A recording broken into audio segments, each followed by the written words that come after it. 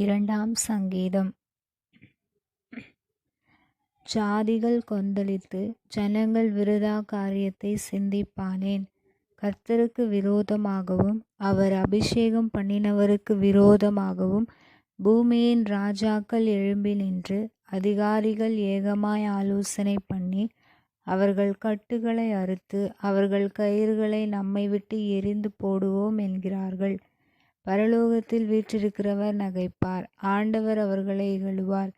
அப்பொழுது அவர் தமது கோபத்திலே அவர்களோடே பேசி தமது உக்கிரத்திலே அவர்களை கலங்க பண்ணுவார். நான் என்னுடைய பரிசுத்த பர்வதமாகிய சியோன் மீதில் என்னுடைய ராஜாவை அபிஷேகம் பண்ணி வைத்தேன் என்றார். தீர்மானத்தின் விவரம் சொல்லுவேன். கர்த்தர் என்னை நோக்கி, நீர் என்னுடைய குமாரன், இன்று நான் உம்மை ஜனிப்பித்தேன், என்னை கேளும். அப்பொழுது ஜாதிகளை உமக்கு சுதந்திரமாகவும் பூமியின் எல்லைகளை உமக்கு சொந்தமாகவும் கொடுப்பேன். இருப்புக்கோலால் அவர்களை நொறுக்கி குயக்களத்தைப் போல் அவர்களை உடைத்து போடுவீர் என்று சொன்னார்.